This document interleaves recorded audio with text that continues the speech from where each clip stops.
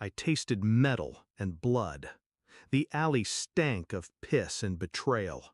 I couldn't move, not yet. Every breath scraped my lungs like broken glass. I stayed still, eyes half closed, pretending to die. Footsteps, voices. His first. Two in the gut, he's trash. My own gun, my own so-called brother in arms. Then hers. Did you get him? She didn't whisper it, no grief, no fear, just cold expectation. And that was the moment I stopped bleeding. Emotionally, at least. They thought I was done. They didn't know the rounds hit ceramic, didn't know I was wearing the prototype. I listened as they walked away, talking about her daughter, not ours. Then I stood, slow, controlled. They had no idea what they'd started. 6 months ago, I started noticing gaps, receipts from places I'd never been, locked phone screens, her distance growing like a crack in glass, too thin to panic over, at first. I'd blamed the PTSD, told myself I was overthinking, paranoid. We all carry ghosts. Some scream louder than others.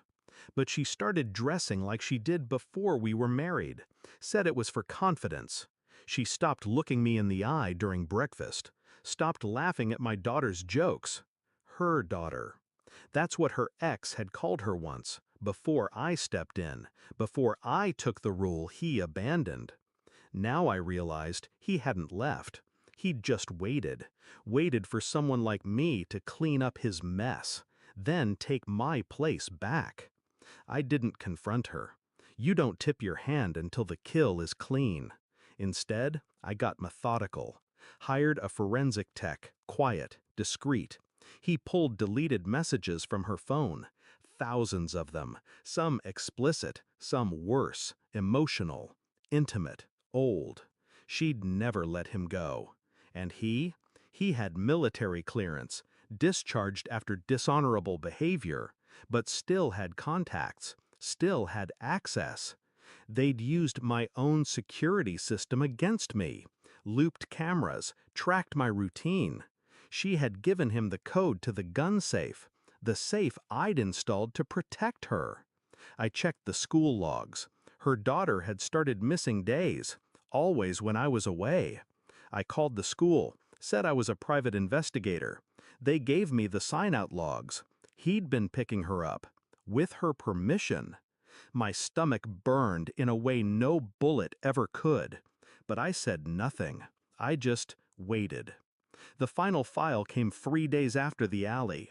Facial recognition matches, CCTV footage from gas stations, hotels, side streets, time-stamped, dated, signed by betrayal. She'd been meeting him for months, even on our anniversary. The most recent clip? Her daughter walking hand in hand with him into an unregistered property. No toys, no other children, just a locked door, and her mother waiting in the car, looking at her phone, smiling. I didn't feel rage. I felt clarity. I printed everything, bound it in a file, left it on the kitchen counter when she got home. No words, just a single envelope with one question inside.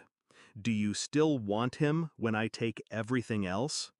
I didn't need to scream, didn't throw punches. I filed an emergency custody motion that morning, cited the footage, my military standing, his record. The judge barely blinked. Protective Services raided the property. Her daughter was safe, confused, but safe. I met her at the hospital, kneeled down. She asked, "Did Mommy send me there because I was bad?" I said no, and I meant it, because the only bad person in her life was never coming back. I turned every connection against them. Military command, legal channels, her family, his.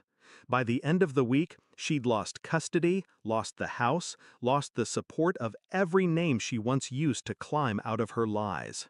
They didn't see the trap until the walls collapsed, and I was already gone. I moved far enough to breathe. The daughter I raised still calls me dad. Because blood doesn't define love, loyalty does. My ex-wife called once, left a voicemail I didn't listen to. She tried to sound broken, but manipulation doesn't work when there's no heart left to pull on. He went back to prison, not for shooting me, for what he did to the others before me.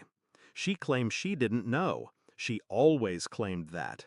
But silence is guilt when it comes from someone who once slept beside your soul. I look in the mirror sometimes and see the scar the bullet should have left, and I smile, because I survived her, and she'll never survive the truth I left behind. They used my own weapon to destroy me. I used their own choices to erase them.